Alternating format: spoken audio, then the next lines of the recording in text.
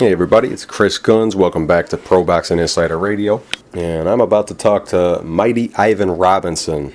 I know all you hardcore fans out there are going to know Mighty Ivan and his wars with Arturo Gatti, both of which he won. And the first one was voted Fight of the Year by Ring Magazine in 1998. He was a standout amateur who fought 3 really close fights with Oscar De La Hoya in the amateurs, and a lot of people think he won all 3 of them. But he got no decisions, and he went on to be one of the most exciting fighters of the 90s. So let's get Philadelphia's favorite son, or one of them anyway, on the phone right now. Let's get Mighty Mouse on the phone. Mighty Ivan Robinson, how you doing, man? I'm good, baby. I'm good. How you? Good. Thanks for joining us. No problem, sir. Not a problem at all. So let's talk about your growing up, Ivan. You're from Philadelphia. Were you born there too? Yes, I was born and raised in the city of brotherly love, as they call it. You know what I'm saying? I started boxing at the age of 5. My dad took me to the gym at 5. At the age of 5, back then, you know, we can go in the gym as early as we want, and we can train as long as we were, I guess, as long as we wanted to do it, and we were ambitious to do it. And, you know, I was young at that age, 5, you know, going to the gym, knowing that's what I wanted to do. But at the same time, I'm a kid, you know. I did a lot of playing, fooling around and stuff like that. And I guess the great thing about that was that my dad had really, really good patience. And I must have did that for about a year or two until a young man named Johnny Sellers, he got a hold of me and my dad. And, you know, my dad worked together and they trained me. And, you know, God forbid, Johnny Sellers, I think he passed away in 93. He was with me from, you know, I don't know like tell nobody, but he was with me from the year of 1976 until, you know, he passed in 92, 93. So, you know, I had a great career with him. Quiet as kept, he taught me everything that I know. You know, my dad just, you know, polished up. My dad was a great trainer too, but Mr. John was the one that did all the you know, teaching, spending time with me in the gym, and making sure that all my form and my techniques and everything was right. And good thing he did, because I turned out to be a great champion. And I'm very glad that a lot of people in the world, you know, turned out to really enjoy what I've done for a living. Mm-hmm. And tell me about the Robinson household. Take me inside there. What was it like? It was great. You know, my mom and dad, Vivian was my mother, and James was my dad. My dad was a hard-working guy. He did numerous jobs, but he was a cook. My mom back then was called a housewife. She made sure that, you know, we went to school. We did the proper things in school. She taught us things around the house, you know, like cleaning. Fridays and Saturdays were basically our days from school. We got to do, you know, certain things that we wanted to do, as long as it's under the guidelines of the Robinson, you know, rules. I spent a lot of time with my family. I got 2 younger brothers. My middle brother next to me, his name is Kareem Robinson. I mean, the main Robinson. My baby brother is Kareem Robinson. Of course, both of them box, but, you know, I don't like to toot my own horn, but I was better than both of them. No sisters at all. It was just me and my 2 brothers, my mom and my dad. Mm-hmm. And my little dog, my little Chihuahua dog named Princess. That's nice. So, other than that, it was great. You know, my dad was loved throughout the community. Everybody in the neighborhood knew my dad. I couldn't do nothing. I couldn't walk. Couldn't line, and nobody went back and told my dad what I did. So the community was very, very, how can I say it, uplifting, very, mindful for, you know, things that the kids did in the community. Mm-hmm. We just was just a lovable family. You know, wasn't a family with a lot of money. You know, we got by. We got the things that we wanted as long as we were good in school. And I can't say nothing more about it or nothing less. I'm just happy that I had the mother and the father that I had. Mm-hmm. And your dad brought you to the gym, you said. Were you good right away at the age of 5? It's kind of crazy to say. I was young. Mm-hmm. I was so small in the gym that they gave me the nickname Mighty Mouse. Mm-hmm. But by the age of, I believe, I would say 9, I was known throughout the city of Philadelphia as Mighty Mouse. Everybody wanted to see who I was, wanted to come watch me fight or perform, as you will say, because I just was that exciting kid, and I was very small. I think at the time when I started, I couldn't have weighed more than about maybe 50 or 60 pounds.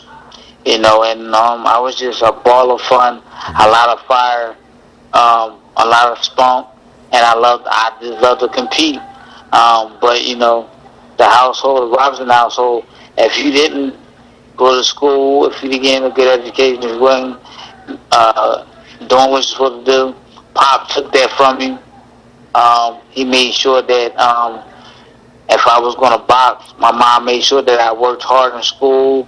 I had my face in the books. I wasn't on the phone talking to girls or nothing like that. I did what I had to do, and that's why I became so good. By the age of 11, everybody knew who I was in school. It wasn't nowhere that I couldn't go that nobody didn't know. My teachers in elementary school knew who I was. So it was a great time back then coming up. It was real good.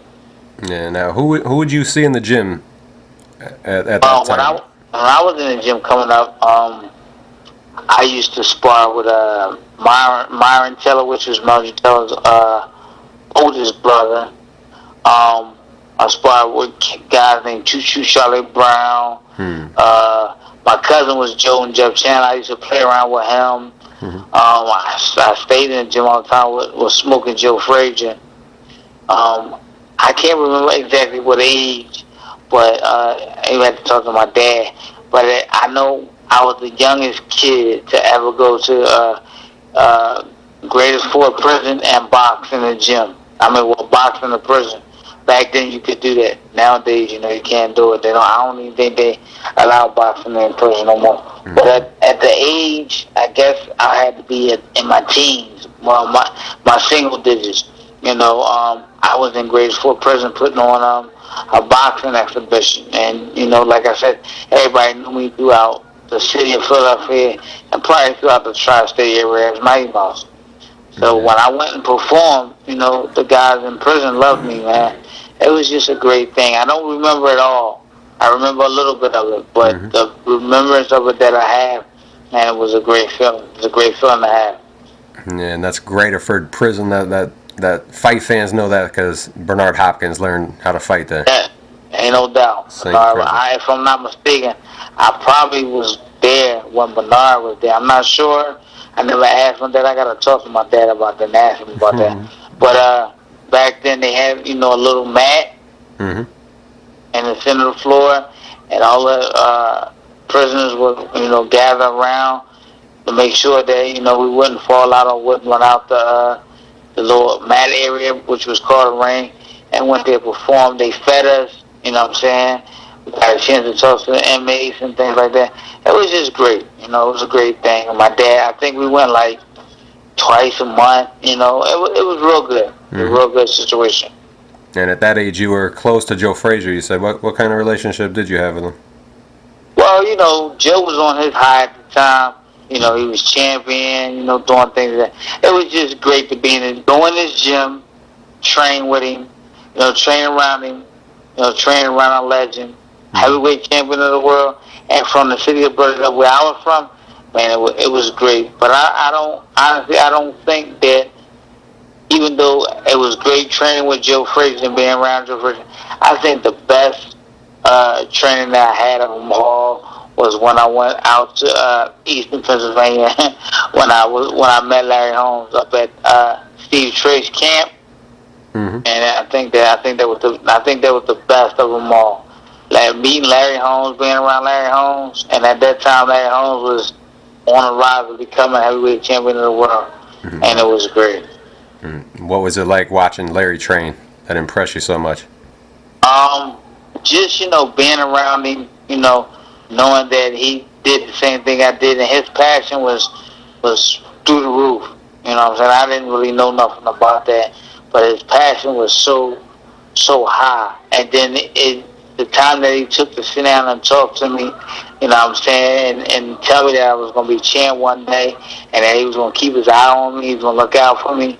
I mean, to hear something from a champion like that, for me to be so young, man, it was more than enough. It was great. Wow.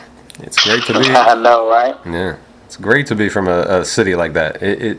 What's the difference when you look at Philadelphia boxing now than how it was back then? Man, it's not the same. We just don't have the unity that we had coming up. Like, I thought that when I was coming up, I came up in the 70s. I used to watch guys like Leonard, Hagler, John the Beast McGarry, then Meldrick came through, Terry Norris, all those guys, Purnell, Sweet Pea Whitaker, Terrell Biggs, all those guys. But when Leonard and those guys fought, those were the times that's what made boxing so great, was those times that Leonard and those guys were around. I never thought that I would be in a situation like that. Just me wanting to be in a thrilling fight like a Hagler Leonard, or a Tyson Morris Frazier, or Tyson Riddick Bowe, those type of fights. Me to even be in a fight that later on down in my career, when I'm done, people won't say to me when I'm walking the street, "Oh, Ivan Robinson, I remember when you fought such and such." I mean, that's a great feeling. I mean, you don't know, but that's a real great feeling. You know what I'm saying? And the thing about it, what's good about it, for me, even though we talk about the fighters before, it's like we talk about Mike Tyson, how Mike Tyson was so good, so great as that. But then on the back burner, we always said, well, Mike Tyson did this. He got caught, or he got jammed on this, or he started spending money crazy. What makes it good for me is that even though people know the great fight that I had with Gaddy, and I fought Manfredi, and I fought Chavez, and this, that, and that, no one could ever say, well, Ivan Robinson, he was always in the limelight because he did this, because he did that. Everybody always want to just remember me because I was a great guy that was just a warrior. I fought Gaddy. It was like, fighting, needles being stuck in me. I'm saying, we went to war. That's all everybody say, man, them fights were wars. I hate that people say that they were wars, because I really don't want people to look at it that way. But if that's how they remember me by, man, I'm happy. And the best thing about it all is that I got the win. You know what I'm saying? It was a win situation for me. Yeah. Classic fights. Incredible. Thank you. Thank you. And what kind of amateur experience did you feel you have in retrospect? You went everywhere in the world. What was it like? Amateur experience was just crazy. It was through the roof. I mean, the first year that I really started in the, well, not the first year I started, but when I was able to qualify to start going away to the big nationals, it was crazy. The first year that I went, I beat everything in the city of Philadelphia, and then I went to the regionals where I was down in D.C., and I fought Sean B. Mitchell. And at that time, Sean B. Mitchell, I think he was a year older than me, but he already had been to the Nationals the year before, so he was like their prime pet. Ain't nobody really, I mean, I had a local name, and a lot of people knew me all over the world, but they never seen me. And for me to fight Sean B. Mitchell, and then for me and him to fight, the fight that we did, it was so close. I lost to him, and I was hurt. But, with me being the competitor that I am, I told him right in the ring, I said, look, we're going to fight again next year. And next year when I fight you, I'm going to knock you out. And, he man, you ain't, okay. Next year I beat everything, got to the regionals for me and him again, fought him again in his backyard, and I stopped him in his backyard. And, it was just amazing because, I'm young, I'm ambitious, I'm a hot head. I know I can fight a little bit, but, I'm a great fighter guy that's a national champion that's been to the national, and for me to go tell this guy I'm gonna knock him out, I mean, that's kind of crazy, but at that time, that's how I felt. And I came back and I did it. I beat everything, and then I was going to the Junior Olympics. I was getting ready to go to Raleigh, North Carolina. Never been on a plane. Never been outside the city of Philadelphia except for a car ride. Never forget it. My mom and dad woke me up that morning to get me ready, to take me to the airport. My uncle Tahi, because he was like my chauffeur. Wherever I needed to go in the tri-state area to a fight, he took me. So he was taking me to the airport. He took me to the airport. My mom and dad walked me to the gate, and I'll never forget it. They said loading airplane such and such going to Raleigh, North Carolina. We starting to board. So my mom and dad was like, "Look, you gotta go get on the plane." I'm like, "What?" They like, "You gotta go get on the plane." I'm like, "Y'all leaving?" They're like, "Yeah, we can't go. They ain't give us anything. You gotta go." Man, I cried so bad, it was crazy. I cried so much that my dad had to go talk to the flight attendant to make sure that she made sure that I got to Raleigh, North Carolina, and I was going to be sitting on my feet and I was going to be safe. So I got there. Everything was good because it was a new atmosphere for me because I didn't know nobody. I get there on a flight going there. I think I had to stop. I can't even remember where I stopped at, but I remember meeting guys from California. So, I was with them the whole time. I get to the room, we stays with them. Well, I stays with them. We talking, we having a good time. Next day is the weigh-ins. So we goes to the weigh-in. We sit at the weigh-in. I'm with them now. Now, I didn't know Region 2 was the region I was originally from, which was like Philadelphia, Washington, Baltimore, all that area. The only person that I knew of, and that was a standout person, was Mark Johnson. Mm-hmm. And the reason I knew Mark Johnson was on my team because me and Mark started talking. But when they called our names, it was like, Region 2, can you please step forward, come up, we need to get y'all weighed in. So when they started naming people, they named me, and I was out in the hallway, and Mark Johnson's dad, Ham Johnson, was like, everybody was like, we never seen this kid, we don't know who he is. Mark was like, I was just talking to him. So they was like, Mark, go get him. So Mark came out and got me. So I'm like, what's up, Mark? It was like, Mark was like, yo, you on our team? I was like, huh? I'm with these guys right here. They was like, no. Mark was like, no, you with us, man. Come on in. So we went over there, we weighed in and everything. And I had a great, great tournament. I went all the way to the finals, but I lost to Emmett Linton from Tacoma, Washington, who won the championship, the nationals, the year before, in the same weight division that I fought him in, which was 119.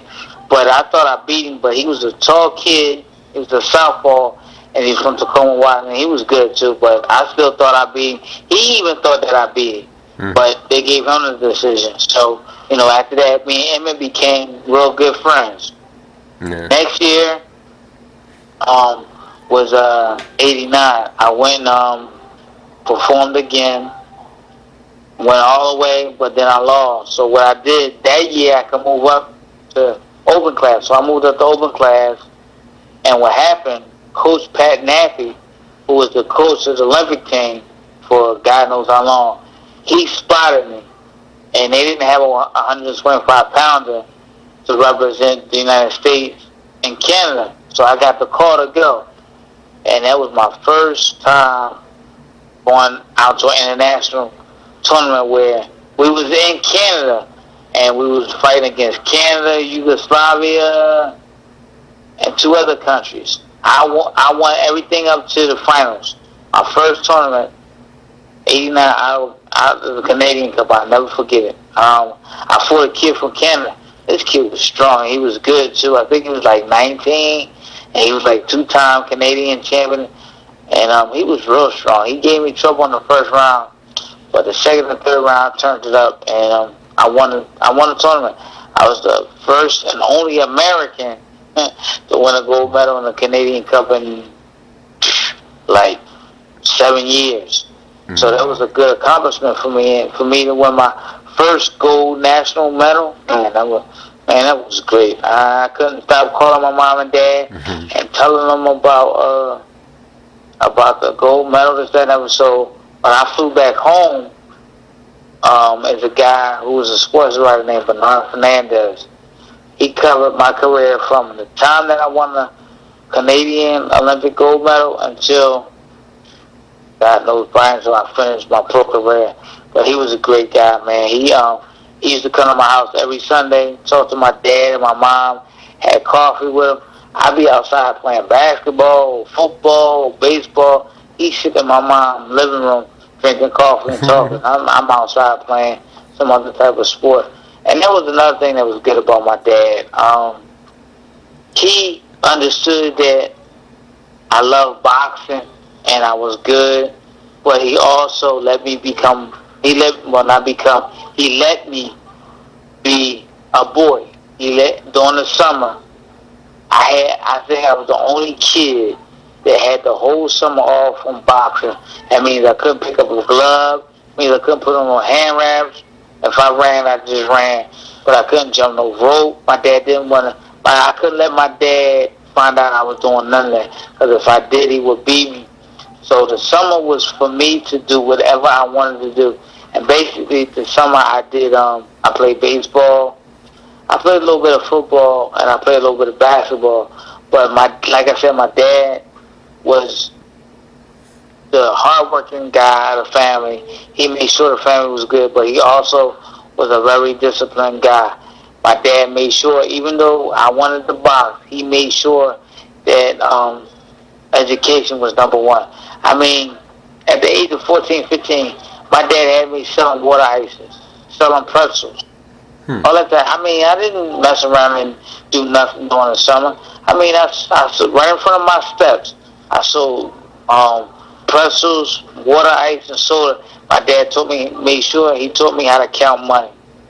Then when I started making money and I was able to buy my own supplies for my little cart stands or whatever we see, start taking me places, start going to like the corners of the busy highways and selling water ice and stuff. My dad was very, how can I say it, very articulate. I mean, he knew how to do things. My dad's very good with money. He just was a type of guy, he just didn't take no mess. And for him to be my trainer, to be my dad, to be everything, man, you can't ask for that. I mean, he was a good dude. Yeah, and you still live close by your dad, right? Yeah, I still live close by my dad now. And your mom too? Your mom's still around? And my mom and dad still together. They still married after, I want to say 40-something years. Yeah, wow. Yeah, I know, right? That's incredible. Wow, that is crazy. It's incredible, man. Soulmates, I guess. Yeah, and it's crazy because, in our time coming up, when we heard our parents argue and stuff like that, we got mad or whatever, but we understood it. Mm-hmm. You know what I'm saying? We understood why they did what they did. Nowadays, I don't know, it's totally a whole lot different. The kids are different, the times are different.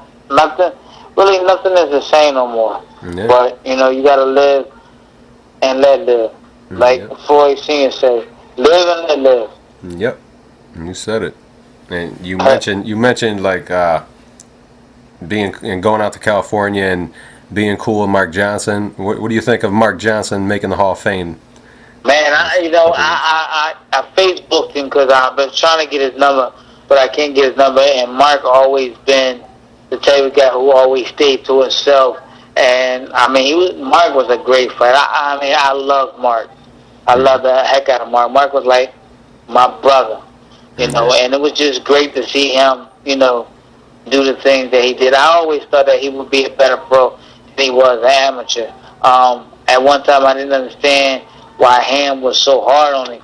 But, nowadays that I think about it, you had to be that way. You know what I'm saying? You definitely had to be hard on your kids coming up because we didn't know no better. You know what I'm saying? And we needed that guidance. And Ham Johnson, guys like Ham Johnson, my dad, excuse me, Emmanuel Stewart, Bowie Fisher, all those trainers, man. Those guys ain't around no more. Mm-hmm. Those guys that's what made boxing what it is today, and it was just great. It was just great. And you fought Sharmba Mitchell in the amateurs, right? You fought. Yeah, I don't fought. Man, I fought everybody. I fought Sharmba Mitchell in the amateurs. I don't remember if you remember Frank Pena. He died a couple years ago. Mm-hmm. I fought him. He was like the number one guy in my weight division. And when I beat him, it was like I was the man then, but I wasn't the man too long. But then come Oscar. But it was just great to have. I don't know. I guess it's good like with Batman and Robin and Superman and the Hulk and the Justice League. It's always good to have villains, because if you have a villain, that's what makes you great. And God forbid, I like the fact that I had the guys like Oscar De La Hoya around, Arturo Gatti, guys like Chavez, who's a lot older than me, but still, when you have guys that you can put your name in the pot with, and you can still stand out with those guys, that's a great feeling. That's really a great feeling. Yeah, and you fought Oscar 3 times in the amateurs. What was he like in the amateurs when you fought Oscar? Well, the first year I fought him, which was crazy about it too. I fought him. The first year I fought him in '89. After I won the gold medal in Canada, I went to which at the time was called the ABF, Amateur Boxing Federation tournament, and I went all the way to the finals, and I lost to, I can't even remember who I lost to that year. So what I did, I came back. My dad put me in the Golden Gloves. I wouldn't say that the Pennsylvania Golden Gloves was easy, but a lot of the guys that were in Pennsylvania that I fought, they weren't walk bys. They was like rivals. I beat all of them. Then it was getting by the regionals. I won the regionals, and then we was headed out to Knoxville, Tennessee, to the Pennsylvania Golden Gloves, and that was a great thing. I had a bunch of guys out there I fought. Now I never knew that you were in 2 different brackets. Now the bracket that I was in was opposite side of Oscar De La Hoya bracket. I didn't even care about Oscar bracket. I didn't even care who Oscar was. Didn't know him, nothing like that. But evidently everybody else paid attention to him. So what was funny about it, you would never guess who was my coach for the Pennsylvania Golden Gloves. Now we talk about Pennsylvania, which is Pennsylvania, Philadelphia, Harrisburg, Lancaster, those type of little small little regions that make up Pennsylvania. But you would never guess who was the head coach of the Pennsylvania Golden Gloves boxing game.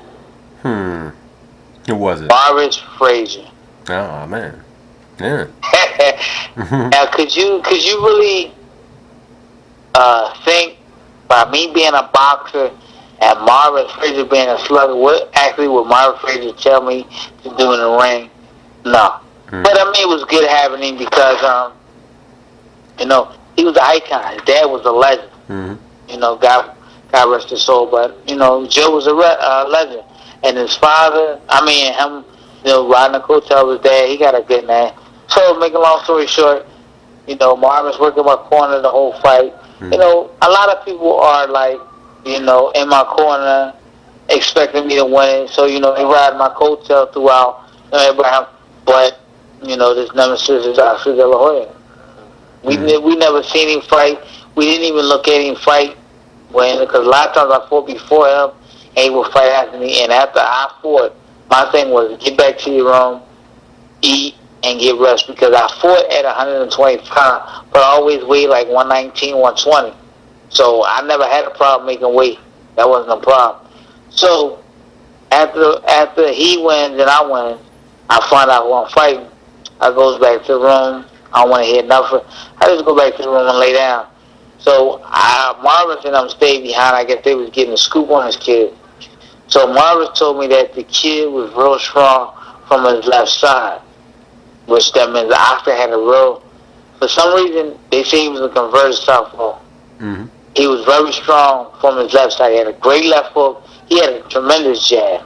That was just, it. So what I did, I always called my dad the night before the fight or earlier that day. So I told him who I was fighting, and I told him a little bit about Oscar, but we didn't know a lot about him. So, make a long story short, we fought him.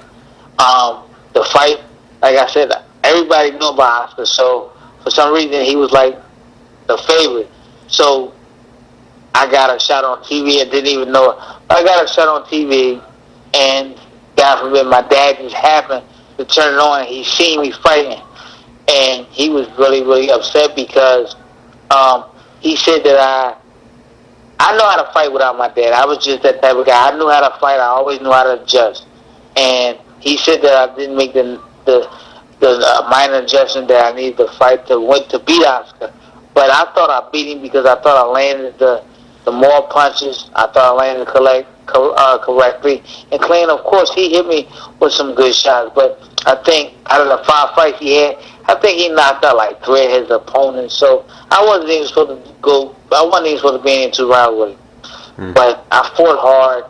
Everybody across the world seen the fight, especially everybody here at home. And when I didn't get the decision, it was a hurt piece. And, when I got off the plane and I got back, I had a whole bunch of people, my family, friends, all came, told me that I won the fight. Now, I'm just getting off a plane from Knoxville, Tennessee, losing to the number 1 ranked amateur in the world, and I'm the number 2 guy. I just lost, like 24 hours ago, I just lost to the number 1 ranked amateur in the world.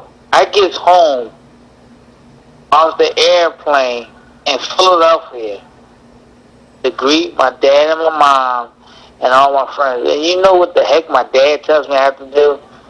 What's that? I have to run. Ooh. Yeah. Do you know what I mean? Well, I mean, who tells they kid that after he just fought the best fight of he think his life? But you know what? Like I told you, I was never scared of nobody, but I kind of feared my dad. And see, back then, those were the things that made life so good, because if your mom or your dad put their foot down, you straightened up. Didn't give no back talk. You didn't want to say nothing. And you knew if you did say something, you knew something was coming at you. And if you didn't know how to duck a block, you was going to get caught. Yeah. So what I did, I went downstairs, went to the terminal, made sure I got my bags, made sure my dad got them, threw them in the car, and what I do, I ran my butt home. Yeah. And then when he got there, what I had to do, I had to train. So I just fought 6 minutes for a hard 6-minute fight with the world champion and loses, and they got to go home the next day and train. That's crazy. But, my dad was just eager for me to beat Oscar the next time we fight. Yeah. So we trained again, and we got ready for, again, which was the ABF, the Mid-Atlantic Boxing Association. We got ready. We beat everybody. We fought the kid Frank Pena. We beat Frank Pena, which was a high decorated fighter. I think he was like number 1 in that division in that tournament, because Oscar didn't perform or didn't fight in that year. He was like me. We just jumped in the Golden Gloves. So Pena was still a guy to beat. So I guess they must have wanted him and Oscar to fight. So they put him in my division and thought that he was going to beat me. But I spanked him that year. And I fought Oscar again on TV. Everybody knew this was a rematch fight. I mean, man, my dad trained me so hard. He got me the right boxer. My determination for that tournament was nobody but Oscar. Was nobody going to stand in my way, because my dad drilled me. He trained me. He woke me up in the middle of the night. He talked to me. He walked me to school talking to me about how to beat this kid. So there was no way No ifs, no ways, no hows, no how about of getting out of it. It was just gonna be me and Oscar, and that's what it was. And everybody seen it, everybody loved it, and then once again, I came up short, sir, and that was not good. That was not good at all. But you know, I think like I said, the best thing that was coming out of that was that everybody knew who I was. Everybody knew that I was a great fighter, and at that time now, everybody was sitting there talking, wondering how, the Olympics, how the Olympic team was going to be picked, because they knew it was two champions in the same division, but you could only take one. And they knew if I wasn't going, or if I wasn't the number one guy, I wasn't going.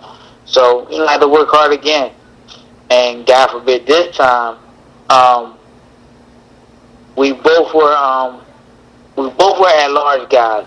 But what happened, Oscar got picked to go on a trip.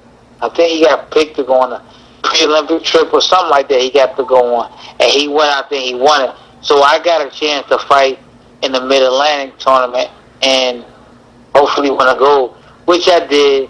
But what happened was Oscar got an at-large bid. And it was, we was getting ready to fight in the Gilbo games. So what happened, we were, United States and Russia were the two teams, or the two countries that got a chance to take two guys in the same weight class. Mm-hmm. So it was me and Oscar from the United States in one division from the United States, and Russia had another team. But, they separated us. We both fought in two different brackets. But at the same time, the night before, they showed both our fights. Oscar fought the kid from Germany, and I fought the kid from Russia. Oscar beat his kid. I wasn't supposed to beat my kid because the kid was great, but God forbid, I stopped him in 3, which was the 3rd round. I stopped him so that shut up Oscar De La Hoya, Ivan Robinson fight. This time, it didn't matter. I was going for the kill. I just planned on killing him. And I came out in the 1st round. I didn't do what I said I was going to do. I pretty much boxed. Looked for the 2nd and 3rd round, I tried to tear his head off. Completely tear his head off. And everybody knew it. I was just going for the kill. I thought I was landing the hardest shot. I thought I was landing the cleanest shot. But once again, I didn't get the decision. Coach Pat Nabby, who coached the Olympic team for God knows how long, he was upset. All the sports writers was upset. Even remember Larry King? Mm-hmm. He was commentating the fight, and he even said, he was like, I look at fights all the time, and I judge fight. There was no way that Ivan Robinson lost that fight, and I think that fight, that last fight with Oscar, really put me over the threshold, because it was just amazing. I don't know. Everybody, I got a lot of credibility out of that fight. Everybody loved me. I got a lot of respect. And I think I got so much respect that I still say that I edged on, but a lot of people say he was getting too big to make that weight. Oscar declared, or he said in a press conference after that fight, that he was moving up to 132 pounds. I couldn't move up because, like I said, I was fighting 25, but I was coming in at like 20, 21. I think I was the only guy on that Olympic team, or on that team for the last 4 years, that was making that weight like that. Hold on a second. Yeah, so that was 90. That was 91. Mm-hmm. And so after that, I declared that I wanted to be the number one guy at 25. I won everything at 125 in the States, and Oscar De La Hoya won everything in the States for at 132. So we happened to both go to the pre-Olympics, which was like earlier the year before in Sydney, which was in Sydney, Australia, mm-hmm. where the Olympics was going to be held at. We went out there, and I lost to a Korean dude. Yeah. I don't know how I lost him. I lost him by 2 points, but I was beating the crap out of him. And, at the end of the decision, I never forget the score. The score was 46-48. I was like, damn, this is a basketball score. So even though I lost, and I said that I was just gonna go back home and dedicate myself to getting ready for Olympics. Now Oscar, it's crazy what he did. He lost to the German, and he lost to the German. I don't think it was bad, but he thought it was bad. He thought it was so bad. We had spent the whole month in Sydney, Australia. Normally what they used to do, like if you lose early, they would send you home the next day. Like if you lost on a Monday, and the tournament basically was like a 5-day tournament. So the closer you got to the tournament, the closer you got to the championship, they wouldn't see him. Like if the championship was Friday and I lost on Thursday, I would stay Friday. But I lost on Tuesday, so they sent me home. Oscar lost on Tuesday. They didn't send him home, but he stayed in his room the whole time that we was out there. Wow. And what's so crazy about it, like my room was across from his, and you know, we Americans, you know, we know money, but we like to spend money. We was ordering pizza, eating stuff every night. We would get it ordered to our, we would get it delivered to our food, and when they come, you know how you open the door and you pay. Oscar would not open the door and pay for his food. He would stick the money up under the door and tell them to leave the food out there, and they leave, and then he would come open the door and get his food and close the door back. We thought something was wrong with him, but he had told us the night before he did that he God rest his soul, because you know his mom was sick too at the time. She was dying, and he had said that he was going to dedicate his rest of his amateur career to his mom, and he was going to win a gold medal. And when he came out, when we left to go home that night, or that right before the Olympics was over, because everybody had lost, so we had left like that Thursday. When we left to go home, we didn't know who Oscar was. He had grown a beard, his hair had grown, you know what I'm saying? He was stuck in a room. And Raul Marquez was his roommate. Raul Marquez didn't even stay in the room with him. Raul Marquez stayed in, I can't remember who room he stayed in, but he stayed in all the fighters' room. Like each night, he was in somebody else's room because Oscar didn't want to be bothered. Oscar didn't want to talk to nobody. He didn't do nothing. But when we left to go home back to the States, and we didn't know who Oscar was, man, he had grown so much hair. He was a different dude, but he was on a mission.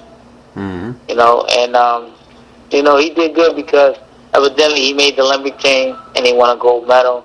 Eventually, I fought a kid from the Navy called Julian Wood. Man, that guy could beat me if I was sick on a bad day. He couldn't beat me, but for some reason he beat me in the trials, and then he turned around. And what happens is, number one and number two guy, if you get beat in the trials, you have to fight a boxer. So he beat me in the trials. Then I had to turn around like 2 weeks later and fight him again in the box-offs. And I fought him, lost him in the trial. Then I turned around and fought him again and lost him in the box-off. And it was just crazy because they were saying that the 92 Olympic team was supposed to be like the 76 Olympic team. And me and Oscar were supposed to be favorites to win a gold medal, no matter, hands down. We were supposed to be favorites to win a gold medal, but, you know, it didn't happen. So, when they went to the Olympics, they called me and asked me did I want to be an alternate. And I told them, I said, no. I said, why would you want me to be an alternate? To get Oscar ready for him to go out there, and for Julian to go out there and compete in the Olympics. You know, that was just crazy because it wasn't going to be me trying to get him in shape to perform in the Olympics. My thing was to knock him off so I can be the number one guy. So I just made the decision not to go. I thought that was the best bet for me not to go, because I was already hostile, upset, angry, mad, disappointed. Everything under the sun, that was me. So I just didn't go. Of course, Oscar went, and won a gold medal and got a whole lot of money. But when those guys were ready to go to the Olympics, I had already declared that I was going to turn pro. Mm-hmm. And you got a pretty... So as of August 20th, 1992, I made my professional debut down at Resorts in Atlantic City. Mm-hmm. I had a first-round knockout. And you remember who it was and Roberto Cotto from New York.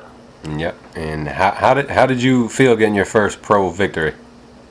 Oh my God! I mean, it was just, I mean, for you, when you're a fighter or you do anything that you do, for you to have, how can you say it? For you to have supporters is a great thing. And, you know, it was just amazing that I had all the people that I had support me. I mean, people I didn't know at all, that knew my parents, that followed my career, or just knew me because I was Vivian and James' son. Vivian and James' son. That was just great. And when I made my pro debut down in Atlantic City, you know, I wasn't for De La Hoya, you know what I'm saying? So for me to get tickets for people was like pulling teeth. But my man, Eddie Woods, man, he's such a great guy. I mean, he has Pooh in his now. He had Tony Martin. He got Farai in it. You know, he's still in the fight game. He still have a lot of fighters, but he was such a great guy, man, a lovable dude. He's like a dad to me. You know, he had made sure he reached out to all my friends in the neighborhood, you know what I'm saying? And those guys came down to my first pro fight. It was just, you know, it was a wonderful thing. And throughout my career, for me to still have the love of the people that I had, or still do have, and that's in my corner, you know, that's a great thing. You know, and I've always said that, you know, just... That's you? Yeah, it's me. Oh, okay. And for me just to have a little bit of the recognition that Leonard, Holmes, Muhammad Ali, and those guys have, man, it's just a great thing. I mean, I don't need to be in the spotlight all the time, but just for people to remember who I was, what I did, and the love, what I've done for the fans, because basically at the end of the day, yeah, you know, I remember my trainers, and we talk about it all the time. They remember when I was undefeated, I always said I was never going to be beaten. And it was, with me, it's hard to say, and a lot of people probably say, oh, Ivan, you bullshit and that. But for me, at the time, with me coming up fighting was love. It wasn't about the money. Yeah, I wanted to get paid. At the end of the day, I wanted to see, you know, a couple zeros. But that wasn't what it was about. It was about going in there, competing, and me showing the skills that I've been taught. That's what it's about. And that's not what it's about nowadays. You know, I mean, I got fighters in the gym.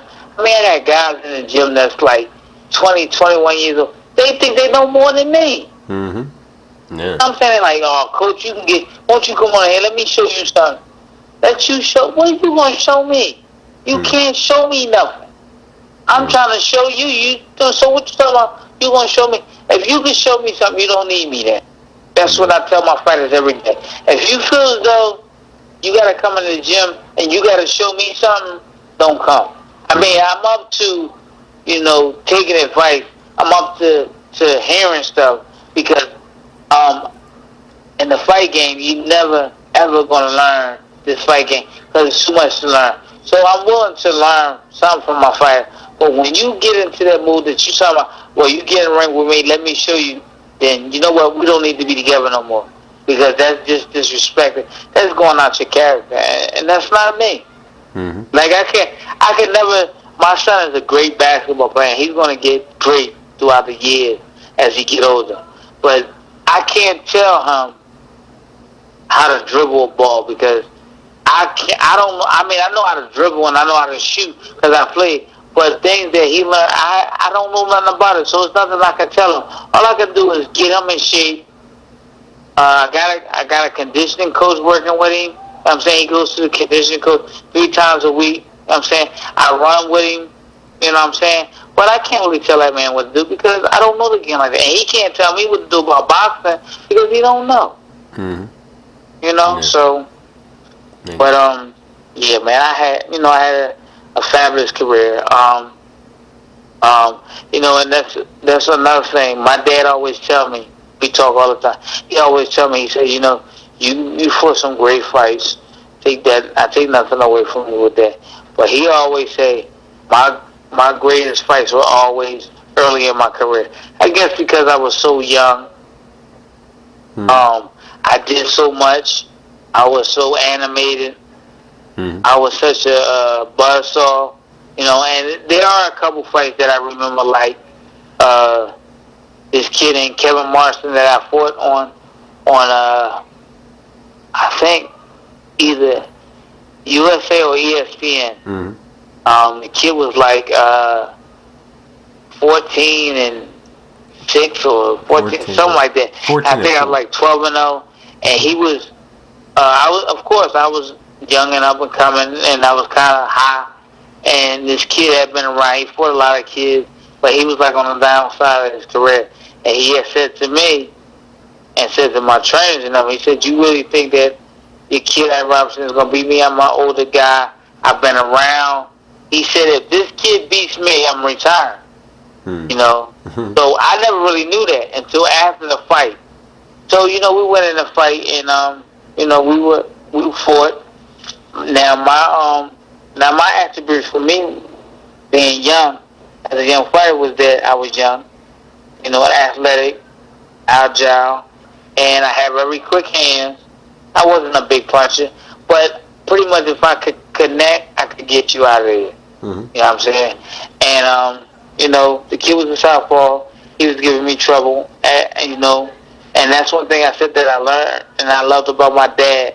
It's like when my dad talked or he said something, I listen. You know what I'm saying? And the kid wasn't really beating me, but you could see he was giving me a little trouble. But if you knew me and you knew how I fought, you knew sooner or later I was going to catch up with this kid, and I was going to either beat him or knock him out. And I'll never forget, the kid was giving me trouble. And I went back to the corner, and my dad got in the corner, in between my legs, and he's like, "What the fuck are you doing?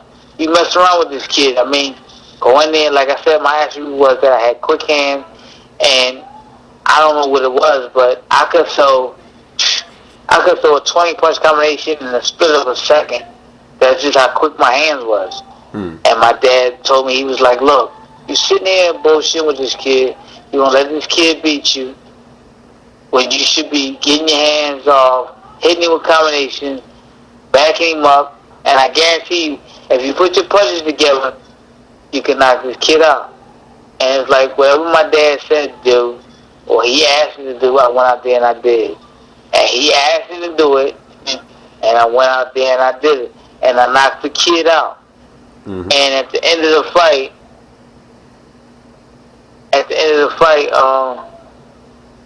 why did he do that? I'm sorry, I'm looking at something. But at the end of the fight, the kid said, I remember now, with Mal Bernstein, was on ESPN. At the end of the fight, the kid said, "He beat me, now I guess I must retire."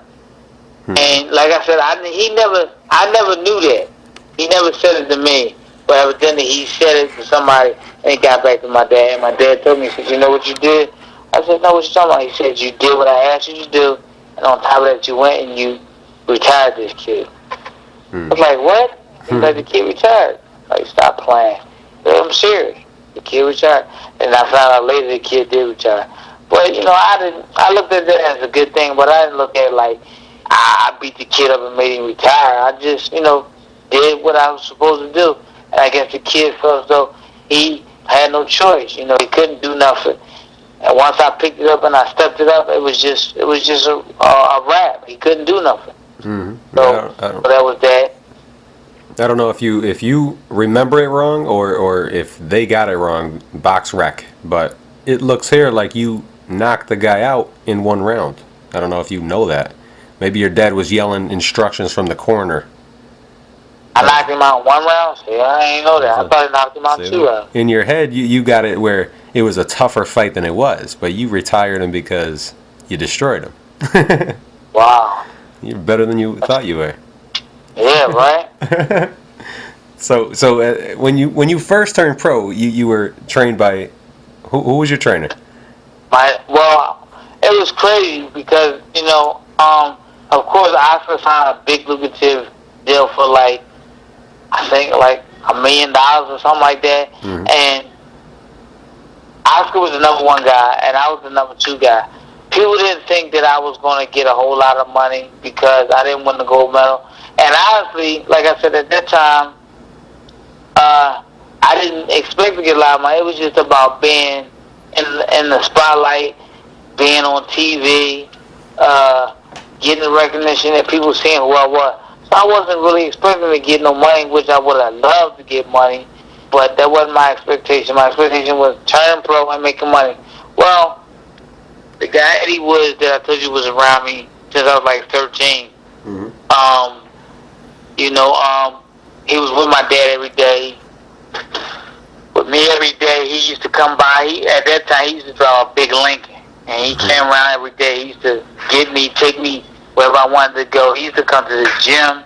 He had Tony Martin at the time. I used to spar Tony Martin. Mm-hmm. I used to spar Kid Chocolate.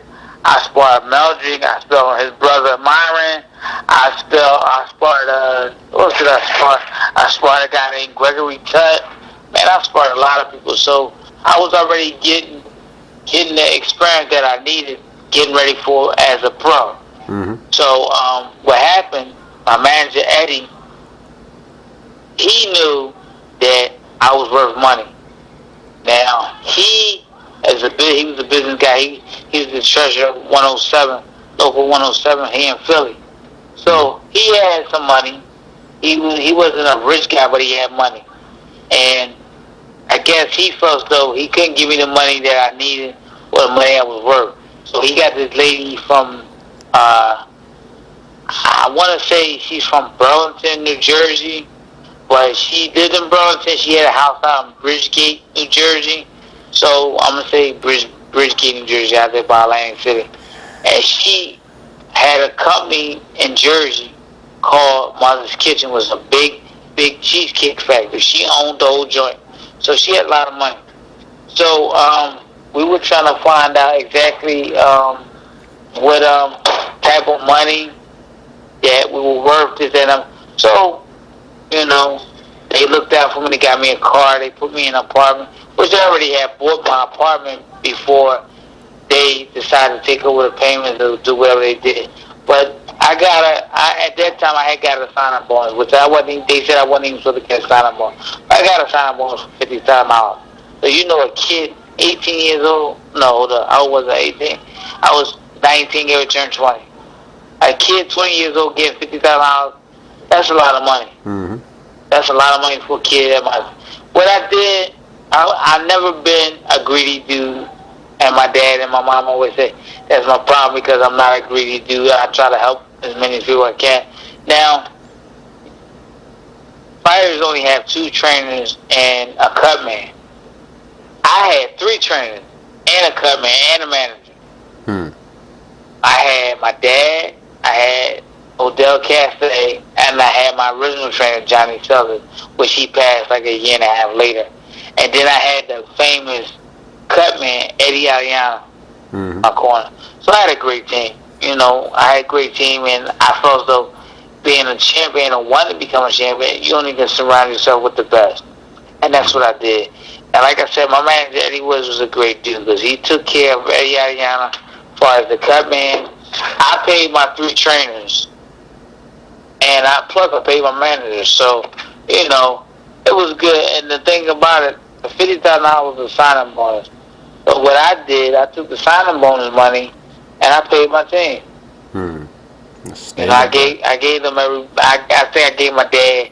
I think I gave my dad $10,000, and I gave both of my other trainers $5,000, and I kept the rest because at that time I was married.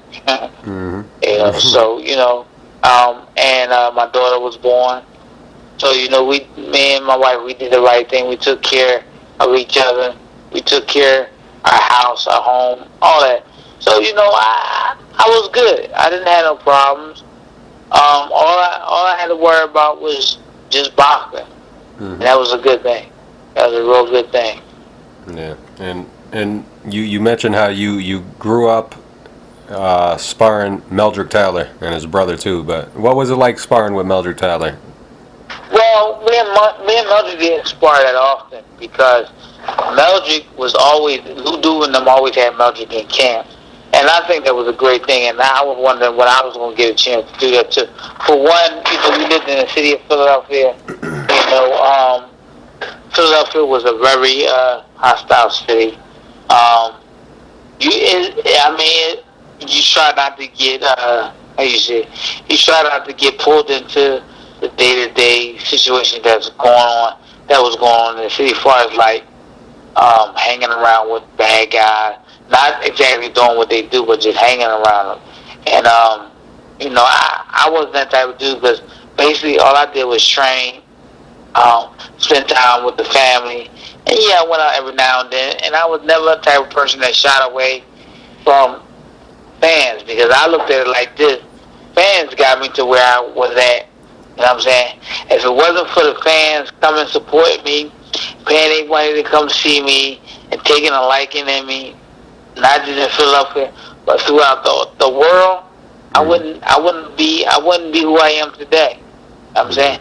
Because whether you like it or not, or whether you want to know it or not, your fans are the ones that help you get to where you gotta get and get that money for you. Because if you fight in Vegas, if you don't have an audience, how you gonna get paid? Yeah. You know what I'm saying? If people ain't turning in the TV to watch you, how are the pay-per-view ratings going up? How can you make money off the pay-per-view, off the box office, off tickets and stuff like that if they don't see you? So, I think I had a real great crowd. Sparring with Meldrick, it was crazy because I was told that Meldrick had the quickest hands, I guess, in the world. But then again, I was told I had them. So when me and Meldrick sparred, it was like, how many punches are these guys gonna throw in 6 rounds that they spar? Who's gonna get hit the most? What I loved about Meldrick had great hand speed, great. But what I did like about Meldrick didn't have no defense. What I liked about me, I was just an all-around athlete. I was a great boxer. I had great hand speed. I had great head movement. I had great defense. I just wasn't a big puncher. That's all. But if you knew me coming up, I was just a joy to love to watch and see, to box. As far as a boxer, Meldrick wasn't bad himself. Like I said, he was a great dude. You know what I'm saying? I love boxing with him. It was always competition with us. You know what I'm saying? Because first of all, Meldrick lived like 4 blocks up the street from where I lived at. You know what I'm saying? So it was like, you seen Meldrick, you seen me. People talked about Meldrick, people talked about me. You know what I'm saying? So it was a good thing. His brother Myron, he was I really want to say it. He was a good dude, but he was like a club fighter. Okay. You know what I'm saying? You just know him by the name of Teller. I mean, he didn't really have too many.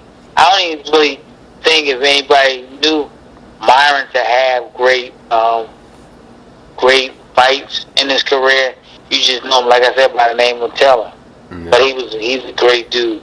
I just seen him 2 weeks ago in his car now. He's a great dude. How's Meldrick doing, you know? He's doing pretty good. I can't. A couple of years ago, he wasn't doing too good, but he's getting himself together now. He's great. That's great. I don't know, God is good, man. God has helped him. You know what I'm saying? Because after the Chavez fight, man, I mean, he took a real beating, man, and that's crazy. Yeah. That's something that I could never get over. You know what I'm saying? And I just pray every day because God has blessed me, man. I mean, excuse my expression and shit. I mean, just that one fight alone that I went through with Caddy. How many people you know has come out good? I mean, Mickey Ward and Gaddy has fought in, 3 fights? Yep. I hear Mickey Ward ain't doing too good. I mean, he's alright, but I mean, he's not doing too good. You know what I'm saying? So, you know, God has blessed me, man. I mean, I fought 2 grueling fights. 24 rounds with that kid? My God. And I haven't watched that fight in about a year and a half now. But the last time that I watched it, it was to the point that I was covering my own eyes. And I only do that when I watch scary movies. But I don't like scary movies. You know what I'm saying? I'm sitting there looking at me and this kid exchange punches. I mean, I hit this kid with like 3 or 4 solid shots. And then this kid come back and hit me with 1 solid shot. And I'm sitting there like, wow, my God, man. And these are shots he would hit other guys with and just, my God, destroy him. Like, I think of the first fight, me and him exchanging blows. And you know, when things get good to you, you do stupid things. And I think a 3-punch combination, and I caught Gary with a good right hand, boom, and he countered with his left hook right on my chin. And I seen him hit what's the kid Rodriguez on the chin with a left hook off a shot, the same shot that I threw. And he came back and hit this kid and knocked him out. And I'm sitting there like, wow, did I actually just take this shot from this kid? You know what I'm saying? And then I seen in the second fight, I mean, this kid hit me with some great body shots. And I'm sitting there saying to myself, although the fight is done and over with, I'm sitting there saying, did I actually get hit with that body shot? But, you know, now that I look at it, now I see why, you know, I hate to say it, but I'm not afraid to say it, and I'm not scared to say it or talk about it. But now I see why at the end of the second Gaddy fight, my trainer, Boy Fisher, had me sit in a tub of ice. Yeah. You know? You were pissing blood, weren't you? Yes, I was. Yes, I was. That second Gotti fight, I remember the just being amazed with the body punches you were taking. The first fight, he caught you with that left hook late in the fight, and you just... Oh, my God. I still tell people, I love Atlantic City so much, and, you know, I go down there all the time. You know, I got comps and stuff. Man, it's just crazy how that fight went. The fight went real crazy, man. That fight was I thought I was on the boardwalk. Yeah, I remember that. I remember you told me that. And he hit me with that up hook, man. I was like, what the hell am I at? No, isn't it? Way back early in your career, though, you fought a guy named Dan Rucker in your 4th pro fight. And you fought that fight at the Little Garden, the little room in the garden. What was that like? Fighting at the Little Garden already in your 4th pro fight. First of all, fighting in Madison Square Garden, man, was like a dream come true. Not many people get a chance to fight at the Garden. And like I said, at that time, I was with Bobby Goodman. And Bobby Goodman, man, he's a great dude. Love him to death. You know what I'm saying? He took a chance with me in my career because it was hard getting a promoter. You know what I'm saying? Because of the fact my dad and Lou Duva didn't get along. You know what I'm saying? My dad just didn't like Lou Duva ways. And my dad said no matter what, that I wouldn't sign with Lou Duva. And Lou Duva wanted me after he thought he signed Oscar. So I guess that was his rebound. Since he couldn't get Oscar, he would come after me. But my dad didn't like Lou Duva. And my dad didn't want me to be with Lou Duva. So, you know, my thing is I'm a young kid. I'm 20. I'm almost what you consider a grown man. But regardless, this is a fight game that's brutal. This is a fight game that you really got to know what you're doing and who better to have that I know is going to protect me, even if it's a bad situation. Who's going to protect me better than my dad? So My dad said no, he didn't want us with doing. He wanted me with Eddie Woods, and wasn't too many. I don't think it was too many other people calling. Bruce Tramlin, who was with Top Rank at the time, he was on my heels like for the last 2 years. He was on my heels real tough. Me and him grew a great relationship, but I didn't sign with him. I signed with Eddie. Mm-hmm. And one thing about it, see, back then, those promoters understood that when you signed with somebody else or you went with somebody else, they understood it was good. But nowadays, no, it's not happening that way. The fight game is definitely different. Things are definitely not secure. Mm-hmm. That's a bad thing. But Daniel Boone Rucker didn't know much about it. No. Actually, didn't know nothing about it. Mm-hmm. Like I said, my dad was a great trainer. Yeah. And he's one of the best. And my dad just looked at him during the fight and told me what I should and what I shouldn't do, mm-hmm. and how we were gonna prepare, because that early in your career, you don't get to know the guys that you fight. All you know is that they're there, that you're gonna fight them, and that they come to fight. And you gotta be ready. Mm-hmm. And that's basically what it was. No matter who he was fighting, how good they were, or what the outcome was, my dad always had me ready. So I could have fought King Kong. Mm-hmm. I was ready though. My dad made sure I was ready. Well, thankfully, you were never pitted against King Kong. Yeah. So hopefully I never fight King Kong. Yeah, I know you would though. But then Would. Yeah. So it wasn't long after you turned pro though. You already became like a poster boy for Tuesday Night Fights and ESPN. What was that like? Yeah, it was crazy, because it's crazy. I mean, I didn't really, and when you're a fighter, and when you're a fighter, when you're an ex-fighter, two things. You become either an icon in the sport, or you become a nobody. And Sean O'Grady was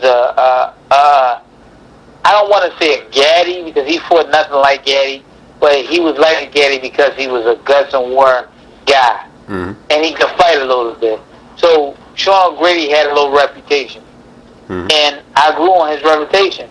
That was like my guy. When we first met, when I first did a Tuesday night fight, it's like we connected. Yeah. And it was crazy, because we connected and we talked and we hit it off. And then I found myself fighting like every month on a Tuesday night. Hmm. And I never dawned to ask my manager why I'm having so many TV fights. I didn't even really care. The thing was, I was fighting on TV, and then I never really dawned on why was I fighting in Philadelphia so much. Mm-hmm. It didn't dawn on me. I didn't care. All I knew was that I had a home base company and fans mixed. No matter what, Puerto Rican, white, black, yellow, I had a fan base, and they was loving to come see me. But the Blue Rising was an icon. It was a legend. So I didn't care about fighting it. All I knew is when I drove down Broad Street and I was getting ready to get out the car and go in the arena, I got much love. Mm-hmm. And I was going to see my man Sean O'Grady. Yeah, those were the days. And I just never. It was just never a night that I didn't perform for Tuesday Night Fight. I always had A/B rating by Sean O'Grady. I never had a dog fight, but to me, the only dog fight that I think I had, the only two dog fights I think I had was when I fought for my USBA title, when I fought Demetrius Sabalas. And the kid, he was the only kid, even my dad said it, he was the only kid I ever known that kept the same composure. His face never changed throughout the whole fight. I mean, he was relentless. He kept coming. And we knew that. You know, we knew he kept coming. And the thing about it was, you know where I went to get ready for this fight? Where's that? Deer Lake. I went up, Deer Lake. Who? Where'd you go? Oh, I went to, New York. Where Al Cerro's from? I can't remember where Al Cerro. But he trained Buddy McGirt. Yeah. I went up there. And trained. Mm-hmm. And Al Cerro and Buddy McGirt fell in love with me. And who would have known that my matchmaker, Carl Moretti, had something to do with Buddy McGirt. And the reason they bought Buddy McGirt in the train in Philadelphia for me and the see me fight was because they wanted to bring Buddy McGirt on my team.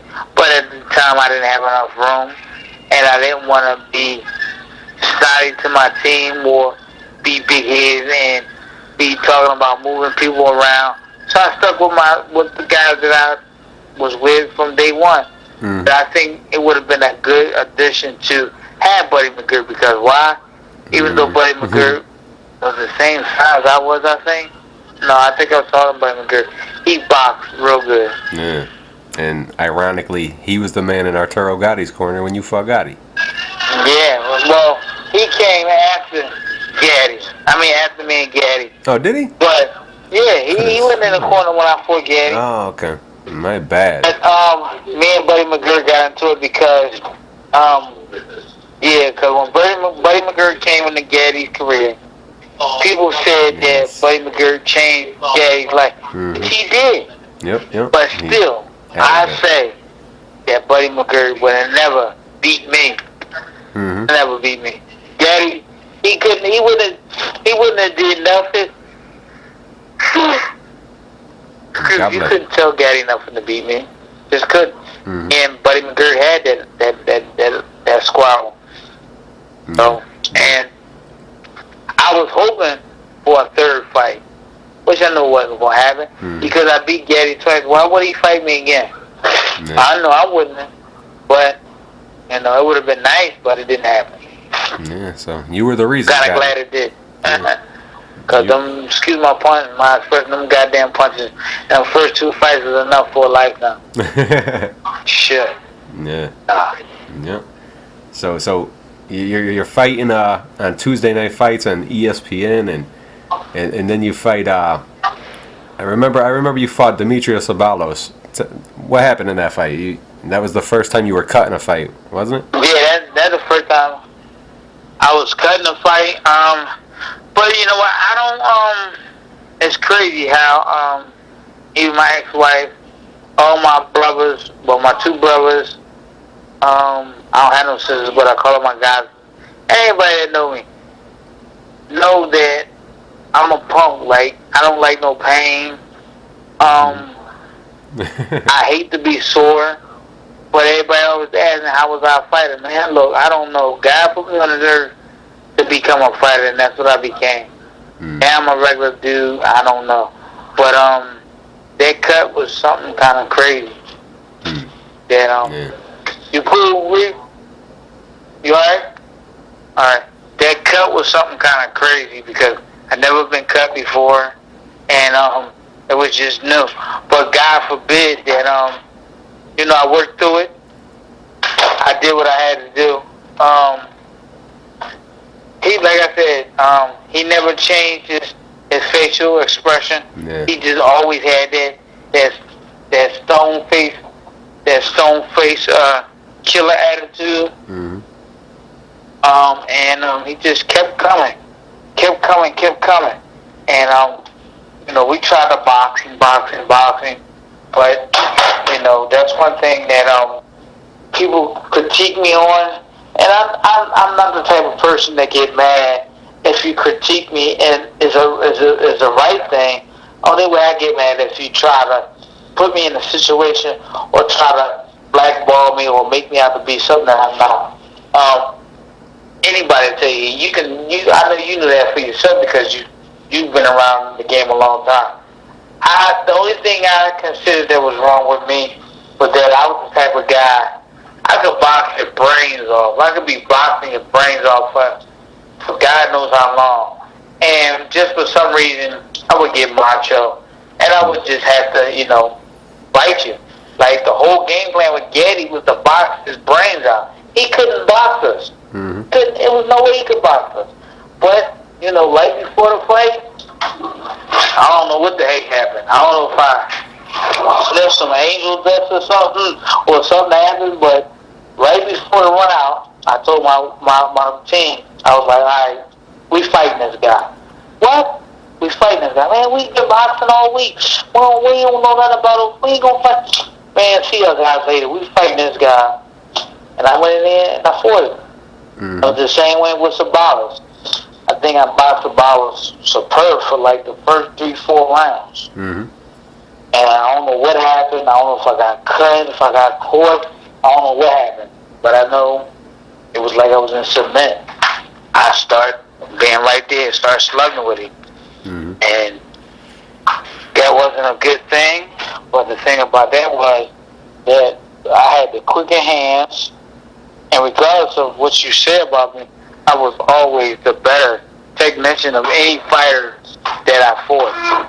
So my technique was always good. I just had to perform good. And I gave Sabalos angles, and I'm good with angles. I do angles very well. I got good hand speed. I got pretty good upper body movement. And I think that helped me. Of course, a lot of people say that I got the hometown decision. Hey, that might be true, but I wasn't crying. Actually, I think I might have deserved it. That I've been around so long, I've done so much, So, but the most important thing is that it was a success for USA, and of course they brought me back again. Like I said, I think it was like every month I was fighting on USA. Yeah, it was consistent. And you fought Sabalos a war. That was a war, and it was in a place like the Blue Horizon in Philly. I know, right? What's it like fighting? I don't want to get sucked into all this stuff, man. I smoking cigars, cigarettes, drinking beer. Come on. What's that like though? That fighting in a place like that where everyone's on top of you. Like I said, it's fabulous. It's a world. It's a dream come true. It's a world situation that a lot of people want to be. Man, I've known guys like me and Antoine Echols. We good friends. He wanted to come and fight in a Blue Horizon. Winky Wright wanted to come and fight in a Blue Horizon. And I'm sitting there saying, yo, y'all guys want to come and fight in a little small arena where it's nothing but smoke, drinking beer, and if you mess around and you don't perform well, they might mess around and throw their beer at you in the ring. That's how the Philly fight. That's how the Philly fans are. That's how they are. That's right. They're hot-tempered. Sports city. Oh God, was it? Man. It's hot before you get in there. Summer day. Then you get in there and you fight up under the lights. It's even hotter. So when you get in there, it's about. It might be 100 outside. It might be 400 in the ring. That's the truth. It's hot. Yeah, you're right. And you fought Sabalos. That was for your first professional title. Did you fight with more machismo? I guess fighting for your first title. Were you nervous? I think so. I think that's what it was. I was fighting for a title. I wanted to be greedy. And the thing about you fighting in your backyard, man, you wanna do it all. You wanna give it all. I'm saying you wanna do whatever. And I think I got caught up, and he knew that, But how many stitches did it require to close that? My God, I got I think I got 8 in and 6 out. I got sold inside and sold outside, and I never forget. When I went to the hospital, everybody had just seen the fight, so everybody was waiting for me to come because for some reason, when you get cut and everything, they broadcast it on TV, and they was like, oh, he cut it, but Eddie Ariano, like I said, was my cut man, and he took care of the cut. I'm saying I didn't have to worry about nothing. It wasn't really a real bad cut where it was like blood coming down my eye and I'm blocking my vision. Eddie Ariano did a great job. The only thing was that it was stinging, burning because I guess because of the sweat that was getting in it. But that was cool. But I never forget. I got an escort down to Hanneman Hospital. My best friend Rennie and I was in there. My dad, my whole team was in there. The only person didn't come was my wife, and she didn't bring my daughter. But everybody was there. I'll never forget. I get in the room, and I'm talking to the lady nurse, I guess, or the lady that preps you for everything. You know, she's talking to me. She like, you looked nice on TV. You looked real good. You did your thing. Now you gotta come in here. We gotta stitch you up.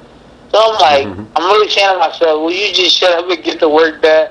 You know, I know it's already gonna be a bad situation. Man, when she went in the bag and got all the tools and stuff, man, she came out here with these 2 big ass needles. Man, I damn near fainted because I don't like needles. I don't like no pain. At one time I didn't like to fly, but flying is cool now. And when she stuck that needle in my forehead to go up in that cut, oh my God, it was like she was sticking the needle all the way in my brain. Then when she pushed the needle in and she injected whatever she injected, man, my brain swelled up so quickly it was crazy. But it numbed the cut because when the doctor came to do the surgery, man, he bought first I couldn't believe it. He bought these scissors and he cut inside my cut over my eye. I could hear the scissors cutting, like crunch, crunch, crunch. I was like, oh my God, is he actually doing this? Then I seen him take the little, the hook needle and start stitching me up. I'm like, oh my God, is you serious? But when he got done, I couldn't even tell that they did anything. He did such a great job. And I didn't really feel nothing, I guess, because, I don't know what, Novocaine or something? Whenever they shot my head, man, that thing had my brain like a goddamn basketball. So, you know. It worked, though. God forbid, that's the only cut I ever had. Well, well, not really, but that's the I would say the worst cut because I had to get stitches. I got another cut right before Yaddy. And my cut man at the time was Leon Tab. He said that I needed to get butterflies put on it. But the butterflies I got put on it, they came off because they got me a mask. But the mask is what supposed to have been protecting the cut. But what happened? It was rubbing the Band-Aid off, and when it rubbed the Band-Aid off, the cut reopened. So that knocked me out of that Shane Mosley fight. I was getting ready for that Shane Mosley fight. Yeah. After the Ceballos fight, though, you a couple fights later, you fought Emmanuel Augustus, and he was only 8-5-2 at the time.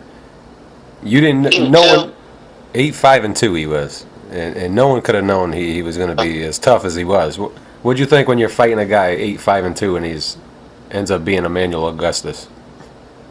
First of all, like I said again, coming up the time that I came up, and me being a guy, it didn't really matter. You know what? I never knew Augustus' record. That you just told me.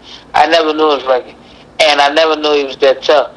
But after that fight, I had to sit back and think, because you know how you hear all kinds. Excuse me, Chris. You know how you hear all kinds of crazy tactics about your promoter, your matchmaker, this, that, and other. And it was kind of crazy that the way I was looking at it, I was just looking at it, and there was no other way to look at it. I was being tested each and every time I was getting in a fight. For one, I couldn't punch.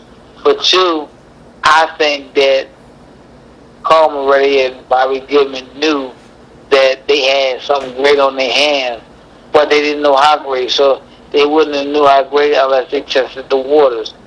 And I think that's what they were doing to me because I was so young. And then, damn, I fought Philip Holiday in, 96? Yep. December How '96. many fighters?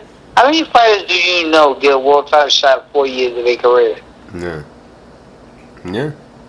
Successful amateur, I'll tell you that. Shit! Wow! Thank you very much. You gotta be something special to do that.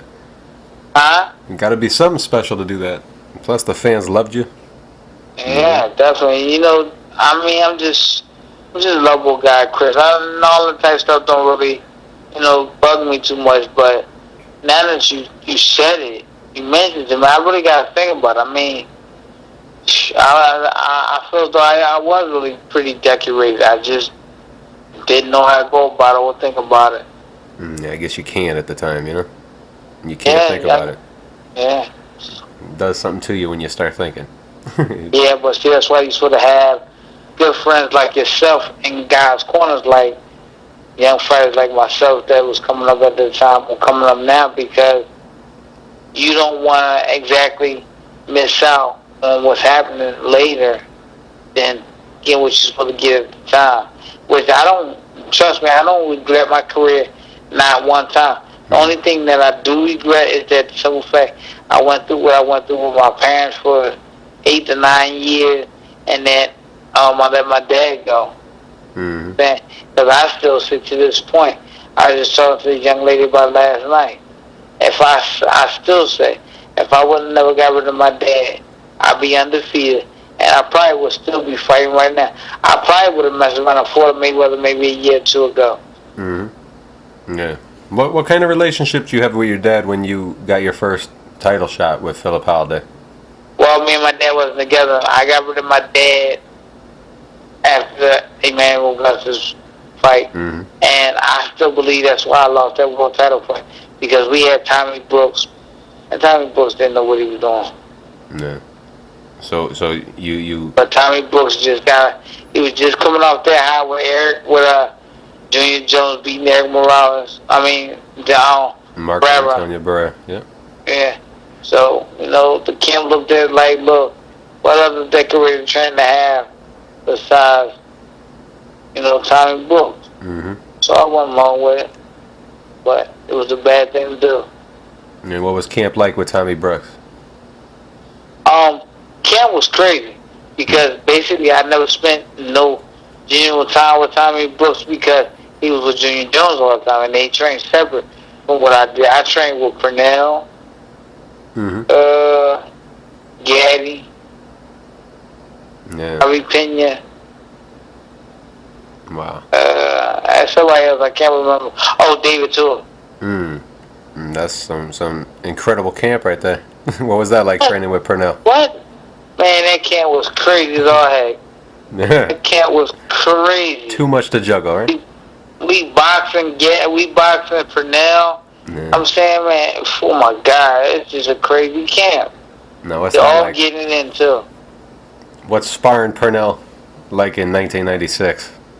It was as the dream come true. It was a true lesson. It was a lesson learned. Because no matter what you say, he was, and is still one of the greatest. Always loved Purnell. And it was just thrilling. And excuse my expression, but to get my behind handed to me by a guy like Purnell, man, I could never be ashamed of that. Yeah. But then to come back the next day and hand my ass to him on a silver platter, and I couldn't do nothing but be the sweetest thing in the world. Yeah. How hard is it to hit Purnell? Good. Very hard. Yeah. Very, very hard. It's a matter of not being hit. Yeah. Yep. That's amazing camp. What was did you have any kind of relationship with Gotti at all in that camp? Nah, not at that time. Me and Gary didn't start really gelling until we went to Arizona. All 3 of my camps that I went to were with Purnell. In Norfolk, Virginia, his backyard, and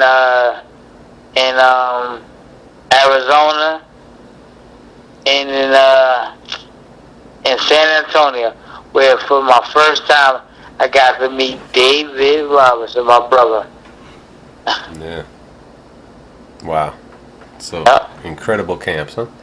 Yes, it was. What was your relationship like with David Tua? Anything with him? Well, me and David too, we just swung out together, man. Always swung out, always wrestling. You know what I'm saying? Mm-hmm. He always pinning me down, making me mad. Mm-hmm. But other than that, man, and it was great, man. It was great. Yeah, he actually tried to save a guy from being attacked by a pet tiger. So the guy could wrestle a tiger. Not an easy thing. David Tua Yeah, had a guy being attacked by a tiger, and he wrestled a tiger to try to save the guy, but he couldn't. So is that what David Tua did? David Tua was pinning you down, you said? wow, yeah. He used to. What I used to do, I used to sneak him out. I was a big boy. Yeah. He used to love doing a lot of push-ups all the time. Yeah. Like, if I ran out of the room, he would try to do like 50 push-ups. Mm-hmm. And then when I come back in and talk to him and try to, oh man, I just did 50 push-ups, man, and I can't do that. I was like, all right. So one day, I got up real early, and I told him I was just gonna walk out to down to the hall. But what happened was he wasn't paying me no attention, and I seen that he wasn't. So I opened the door and I ran in the bathroom, and the door shut.